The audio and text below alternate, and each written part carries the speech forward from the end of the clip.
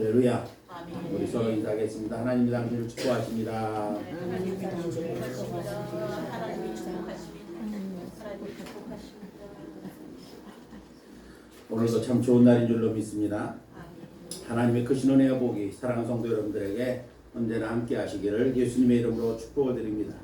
이제 올해도 마지막 한 주간을 남겨놓고 있습니다. 더군다나 예수님의 탄생을 기념하는 인류 역사의 최대 사건인 성탄절을 사흘 앞두고 있습니다.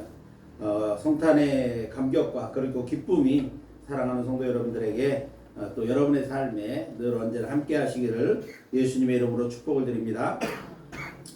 매일 정오만 되면 교회에 가는 짐이라고 하는 할아버지가 계셨습니다.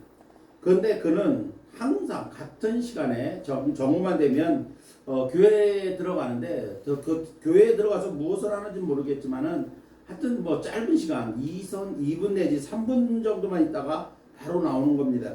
근데 이 일이 매일 계속되어집니다. 그래서 이것을 이상하게 여긴 교회 관리하는 사찰 집사님이 할아버지에게 물었습니다. 할아버지, 무슨 일로 매일 교회에 들어갔다가 또 바로 나오시나요? 라고 물었더니 이 할아버지가 대답하기를 그야 나는 기도하고 나오는 거지, 이렇게 대답을 합니다.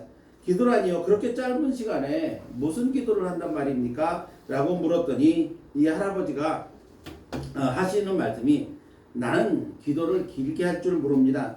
그래서 늘 이렇게 기도합니다. 예수님, 저 왔어요. 저 짐입니다. 저 아시죠? 예수님 사랑합니다. 이 말만 하고 나온다는 겁니다.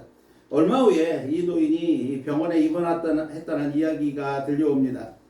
그런데 노인이 그 병원에 입원한 후에 그 병실에는 아주 늘 웃음꽃이 떠날 날이 떠나지를 않습니다. 이상하게 여긴 간호사가 그 할아버지에게 물었습니다. 할아버지께서는 이 병상의 환자들에게 늘 기쁨과 즐거움을 주신다면서요. 그 비결이 뭔가요? 라고 간호사가 물었습니다. 그랬더니 이 할아버지가 하시는 말씀이 내가 이 사람들에게 기쁨을 주고 있지. 이건 다 나를 찾아오시는 그 방문객 덕분이야. 이렇게 대답을 합니다. 그래서 간호사가 아니 평소에 이 할아버지를 면회오는 사람이 아무도 없다는 것을 알기 때문에 아니 도대체 언제 누가 이런 병문안을 다녀간단 말입니까? 라고 물었습니다. 그랬더니 이 할아버지께서 말씀하시기를 나를 찾아오시는 분은 같은 시간에 매일 내게 오셔서 나에게 큰 기쁨을 주고 가거든. 이렇게 대답을 합니다. 그래서 그러면서 하는 말이 정오에 나를 찾아오는 그분은 나에게 이렇게 말씀하신단다. 짐 잘 있었나? 나 예수야. 나 너 사랑해. 이 말씀만 하신다는 겁니다. 이 이야기는 예수님을 친구로 삼고 사는 아주 행복한 노인의 이야기입니다. 여러분도 짐 할아버지처럼 예수님을 친구로 삼아 항상 행복하고 즐겁게 그렇게 사는 삶을 살고 계십니까? 영국의 캠브리지 대학의 교수인 종교개혁자인 찰스 킹슬리라고 하는 이 분이 있는데 그분은 아주 보기 드물게 아름다운 생애를 살았던 사람으로 그렇게 평가하고 있습니다. 그분이 늘 하는 사람들이 묻는 질문에 늘 대답하는 말이 있습니다. 그 대답이 뭐냐면 제게는 한 친구가 있기 때문입니다. 그 친구는 바로 예수 그리스도십니다. 예수 그리스도는 저의 가장 친구이며 자애심이 깊은 친구이며 또한 이해심이 많은 친구입니다. 이렇게 대답을 한다고 합니다. 나를 가장 잘 이해해주고 제일 편하며 늘 기쁨과 안식처가 되어주는 친구. 세상 사람 모두 손가락질하고 비난을 해도 내 곁에 있어줄 친구. 나의 어리광과 투정을 잘 들어주고 받아주는 친구. 나를 가장 잘 이해해주고 또 언제나 함께하고 나를 위해 목숨까지도 내어줄 수 있는 그러한 친구. 영원토록 나를 사랑하는 친구. 바로 그 친구가 우리의 예수님이신 것입니다. 사랑하는 성도 여러분들도 이 예수님을 친구로 삼고 여러분의 남은 인생을 즐겁고 행복하게 살아가실 수 있기를 예수님의 이름으로 축복을 드립니다. 아멘. 오늘은 성탄절을 사흘 앞둔 주일인데 이 주일을 맞이해서 성탄을 준비하는 사람 요셉이라고 하는 제목으로 함께 말씀을 나누려고 합니다. 인류 역사를 살펴보면 역사의 발전에 크게 공헌한 사람들이 참으로 많습니다. 에디슨처럼 발명품을 만들어서 인류의 문명을 눈부시게 발전시킨 사람이 있는가 하면 노예 해방을 시켰던 링컨 대통령처럼 인류가 모두 인간적인 존엄성을 갖도록 제도를 개선해 준 사람도 있습니다. 또 인류 문화를 지구라고 하는 테두리에 머물러 두지 않게 하고 우주를 개척했던, 그래서 우주 시대를 꿈꾸게 한 그러한 사람도 있습니다. 뿐만 아니라 인류의 건강을 위해 불치병을 고치기 위해서 눈코 뜰 새 없이 의술의 발전을 위해서 연구에 몰두했던 그러한 사람들도 많습니다. 모두가 인류의 발전을 위해 헌신한 사람들입니다. 우리는 이런 분들을 위인이라고 부르면서 그들의 훌륭한 점을 본받으려고 우리는 그렇게 합니다. 이런 위인들은 분명 인류 발전에 크게 공헌하신 분들이면은 틀림이 없습니다. 그러나 이 모든 위인들이 할 수 없었던 절대적인 영향을 끼친 분이 있습니다. 이분의 영향력은 그 어느 누구도 따라올 수도 없고 또 그런 영향력을 줄 수도 없습니다. 이분이 바로 예수 그리스도이신 줄로 믿습니다. 예수님은 본래 하나님이신데 죄로 말미암아 멸망받을 수밖에 없는 인간을 사랑하셔서 구원하시기 위해서 높고 귀한 하늘보좌를 버리시고 낮고 천한 인간의 모습으로 오셔서 인류의 모든 죄를 위하여 십자가를 지시고 죽으셨습니다. 또한 우리의 영원한 소망이 되기 위하여 벌하셨고 하늘로 올라가셨으며 세상 끝날에 다시 오셔서 우리를 천국으로 데려가시겠다고 약속하신 분입니다. 그래서 예수 그리스도의 탄생을 기점으로 해서 인류 역사는 그분 이전과 그분 이후의 시대로 나누어집니다. 이것이 바로 기원 전, 기원 후이고 영어로는 AD, BC 이렇게 부릅니다. 성탄절은 바로 우리의 구세주이신 예수님께서 세상에 탄생하신 날을 기념하는 날입니다. 이 성탄의 은혜와 기쁨이 사랑하는 성도 여러분들에게 이제 미리 성탄절이 3일 남았기 때문에 미리 가득하시기를 예수님의 이름으로 축복을 드립니다.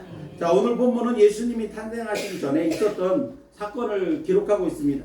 예언의 말씀처럼 메시아이신 예수님이 혈통적으로는 다윗의 후손에게서 탄생할 것입니다. 그래서 다윗의 고향인 베들레헴이라고 하는 작은 동네에서 다윗의 후손인 요셉이라고 하는 사람의 명목적인 아들로 세상에 오셨습니다. 그런데 예수님의 잉태와 탄생 과정은 일반적인 사람의 잉태와 탄생 과정이 아니었습니다. 오늘 본문을 보면 이 사실을 이렇게 말씀하고 있습니다. 예수의 나심은 이러하니라 이렇게 말씀하십니다. 예수님께서 세상에 탄생하는 그 과정을 설명하고 있는 것입니다. 이어지는 내용을 보니까 그 내용들은 예수님을 믿는 사람들뿐만 아니라 믿지 않는 사람, 즉 성탄절을 아는 사람은 모두가 아는 내용입니다.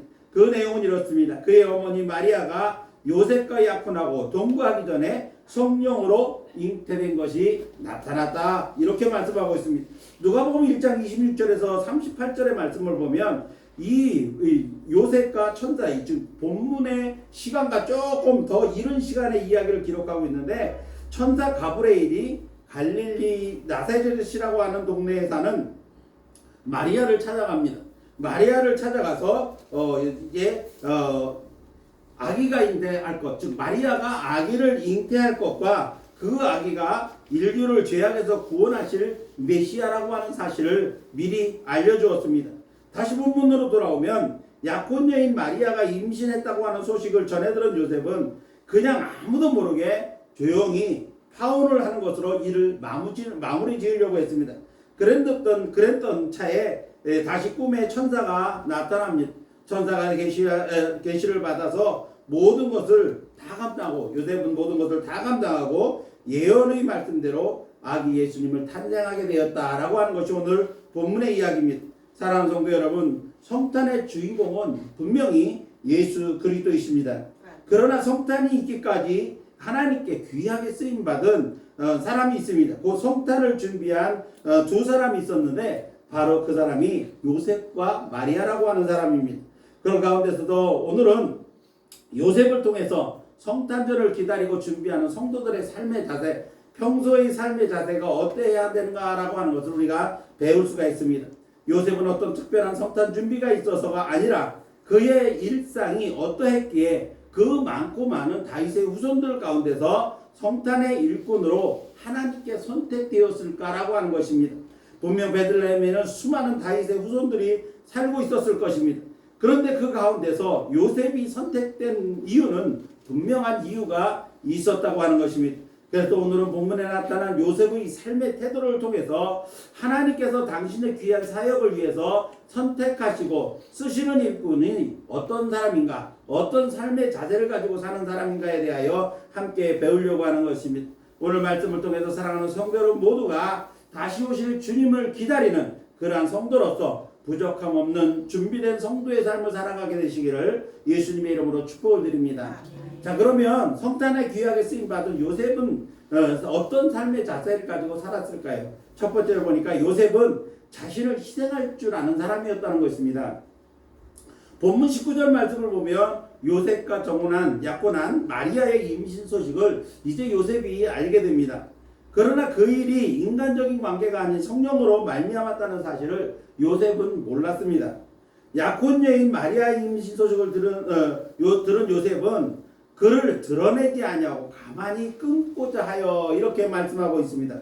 자, 이전에 성경은 요셉에 대하여 평가하기를 그의 남편 요셉은 의로운 사람이다. 마리아의 남편 요셉은 의로운 사람이다. 이렇게 평가를 하고 있는 것을 보게 됩니다. 그것으로 보아서 요셉의 평소 성품이 어떠한 사람이었는가라고 우리가 짐작할 수가 있습니다. 요셉은 정혼한 마리아와 약혼을 파기함으로써 그것으로 인해 쏟아지는 비난과 따가운 눈총을 모두 혼자 감당하려고 했던 것입니다.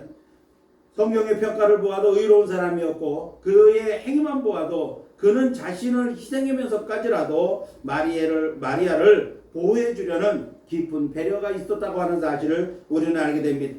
마리아와 약혼을 한 요셉은 행복한 신혼과 그리고 행복한 가정을 꿈꾸지 않았겠습니까? 그런 기대도 갖지 않고 결혼하는 부부는 아마 세상에 아무도 없을 것입니다. 자, 이스라엘의 법률상 약혼은 같이 살지는 않지만 법적인 구속력이 있는 명백한 부부관계입니다. 그래서 약혼한 여인은 아내와 같은 의무와 법적인 지위를 갖게 되는 겁니다. 그런데 약혼한 처녀가 자기의 아이가 아닌 다른 아기를 임신했다는 소식은 분명 요셉에게는 청천벽력과도 같은 소식이 아닐 수가 없었습니다. 하늘이 무너지는 것 같았을 것이고 부풀었던 꿈은 완전히 산산조각 났을 것이며 속에서는 분노가 치솟아 올랐을 것입니다. 이것이 지극히 상식적이고 인간이라면 어느 누구도 탓할 수 없는, 요셉을 탓할 수 없는 그러한 일일 것입니다. 그러나 요셉은 이렇게 당연한 일을 하지 않았습니다. 모든 상황을 혼자서 스스로 감당하고 희생을 각오했던 것입니다. 모든 것을 인간적인 각도에서 처리하지 않고 다른 방법을 택합니다. 그것이 바로 그 일을 드러내지 않고라고 하는 이 짧은 성경 구절 속에 담겨져 있는 것을 보게 됩니다. 사랑하는 성도 여러분, 사랑에는 희생이 필요합니다. 객관적으로 여러분 요셉과 같은 일을 당했다고 한다면 여러분은 어떻게 대처를 하시겠습니까? 자신을 정당화하고 모든 책임을 상대방에 돌림으로써 나는 무지하다, 나는 아무런 책임이 없다, 이렇게 책임을 회피하는 것이 인간적인 본능일 것입니다. 그런데 요셉은 그렇게 하지를 않았다는 겁니다. 스스로 모든 것을 감당하며 희생하려는 어려움이 그에게는 있었다고 하는 것입니다. 이것이 그리스도인의 삶의 방식이 되어져야 한다는 것입니다. 내가 좀 손해를 보고 비난을 받더라도 묵묵히 희생했던 요셉처럼 골고다 언덕 위에서 십자가를 지시고 그렇게 많은 조롱과 비난을 받으시면서도 아무 말도 하지 않으셨던 예수님처럼 주님의 재림을 기다리는 성도들은 자신을 희생할 줄 아는 그러한 신앙의 자세를 가지고 살아야 된다고 하는 것입니다. 이것이 주님께 인정받는 일이고 또 주님 오실 날에 모든 것이 다 드러날 때 주님께 칭찬받는 일일 것입니다. 이제 사랑하는 성도 여러분들은 요셉의 희생적인 삶을 배워서 주님이 오실 때까지 길이 참고 자신을 희생하며 살아갈 수 있는 저와 여러분들이 되시기를 예수님의 이름으로 축복을 드립니다. 두 번째로 요셉은 사람을 살리려는 그러한 사람이었습니다. 자, 본문 19절 후반부 말씀을 보면 그를 드러내지 않고 가만히 끊고자 하여 라고 하는 이 말씀 속에는 두 가지 의미가 담겨져 있습니다. 하나는 요셉의 의도를 엿보게 되는데 그것은 바로 마리아를 살리려는 그러한 의도가 있었다는 것입니다. 요셉은 자신도 모르는 아이를 임신한 마리아가 약속할 수도 있었을 것입니다. 배신감을 느낄 수도 있었을 것이고 모든 꿈과 기대가 사라져서 절망스러움에 고통스러웠을 수도 있을 것입니다. 분노의 치를 떨 수도 있었을 것입니다. 이것이 세상적인 그리고 일반적인 생각이고 상황이었을 것입니다. 그렇다고 해서 요셉을 비난한 사람은 아무도 없었을 것입니다. 그런데 방금 읽은 말씀처럼 요셉은 이 일을 조용히 마무리하고자 합니다. 그 이유는 비록 자신과의 약혼이 깨질 마리아였지만 그녀를 살리고 싶었습니다. 왜냐하면 당시 유대 율법에는 부정한 여인은 돌로 쳐 죽이도록 되어 있었기 때문입니다.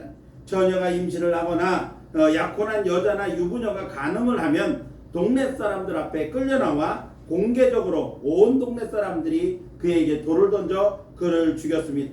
그런데 요셉의 행위는 곧 그를 드러내지 아니하고 가만히 끊고자 했던 것으로 보아서 비록 부부의 연은 맺지 못했다 할지라도 그 여인 즉 마리아를 긍휼히 여기는 마음이 그에게 있었다는 것입니다.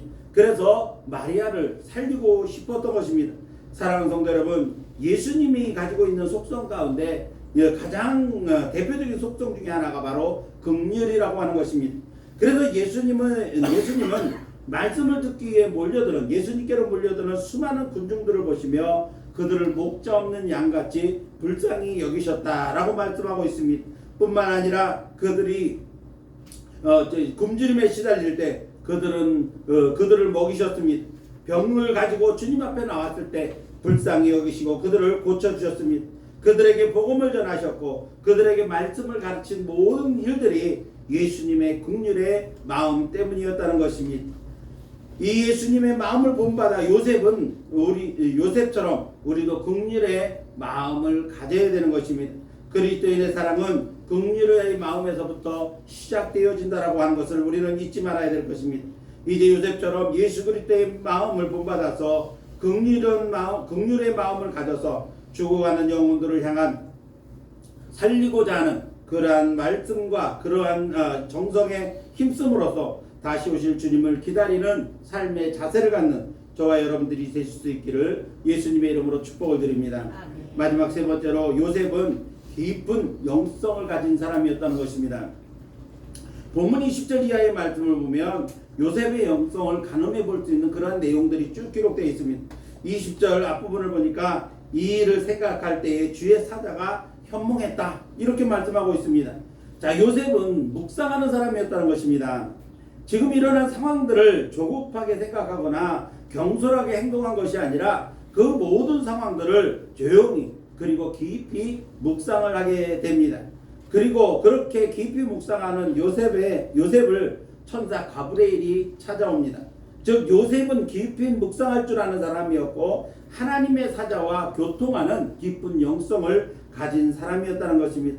요셉의 영성이 하루아침에 갑자기 이루어진 영성이었을까요? 아닙니다. 요셉의 영성은 생활화된 그러한 영성이었습니다. 이어지는 21절 말씀부터 보면 주의 사자의 말씀이 전해집니다. 이 어떻게 마리아가 임신을 했고 그 태어날 아기는 어떤 분이다라고 하는 사실을 쭉 설명을 합니다. 그 설명을 들은 요셉은 24절과 25절 말씀을 보니까 그의 영성이 하루아침에 이루어진 급조된 영성이 아니라고 하는 사실을 우리가 알게 됩니다. 요셉이 잠에서 깨어 일어나 주의 사자의 분부대로 행하여 그의 아내를 데려왔으나 아들을 낳기까지 동침하지 아니하더니 나음의 이름을 예수라 하니라 이렇게 말씀하고 있습니다. 요셉이라고 해서 성령으로 잉태된 마리아의 임신을 쉽게 이해했겠습니까? 실질적으로 그런 일이 한 번도 없었기 때문에 인류 역사는 한 번도 없었기 때문에 들어본 일도 없었을 것입니다.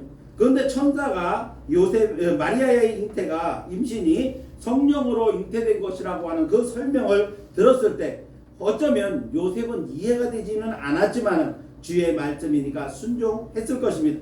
그래서 요셉은 주의 사자의 말씀대로 순종해서 마리아를 데려옵니다. 데려와 아내로 삼고 주의 말씀이 이루어지기까지 인간적인 본능을 억제하면서 마리아를 보호합니다. 요셉의 깊은 영성은 묵상을 통해 주의 사자와 교통하며 그리고 하나님의 말씀이 전해질 때 즉시 그 말씀에 순종하는 영성이었다고 하는 것입니다. 그래서 그의 말씀에, 즉 하나님의 말씀에 순종하는 영성이 바로 요셉에게 있었던 것입니다. 사랑하는 성도 여러분, 깊은 영성은 하루아침에 길러지거나 저절로 생겨나는 것이 결코 아닙니다. 깊은 말씀의 묵상과 순종의 삶이 하나님의 영이신 성령과 교통하도록 한 것입니다. 요셉은 몸은 비록 이 땅에 살지만 하나님 나라를 더 소중히 여기는 사람이었고, 이 땅의 법, 곧 이스라엘에도 율법이 있었지만은 하나님의 말씀을 더 귀하게 여긴 사람이었습니다. 그리고 세상의 소리보다는 하나님의 음성에 귀를 기울일 줄 알고 그 음성에 순종할 줄 아는 그러한 영성을 가진 사람이었다는 것입니다. 이런 요셉을 통해 하나님은 성탄을 이루셨고 온 인류를 구원하시기 위한 하나님의 계획이 진행되기 시작했던 것입니다.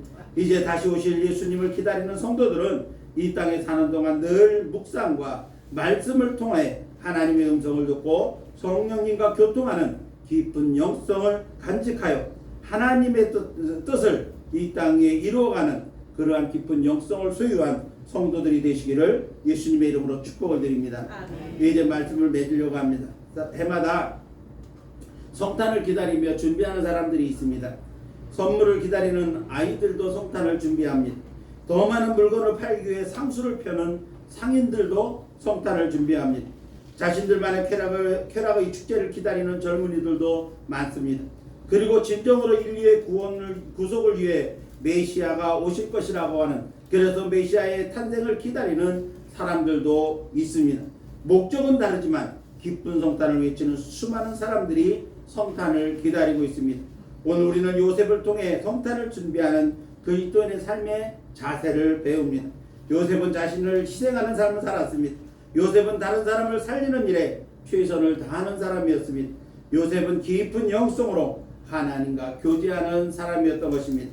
이제 사랑하는 성도 여러분들이 이번에 맞는 성탄절이 기쁨과 은혜가 가득한 성탄절이 되시고, 또한 요셉에게서 다시 오실 주님을 기다리는 성도의 자세를 배워서 다시 오실 주님을 잘 준비하며 기다리는, 그래서 주님께 칭찬 들을 수 있는 저와 여러분들이 될 수 있기를 예수님의 이름으로 축원합니다. 기도하겠습니다.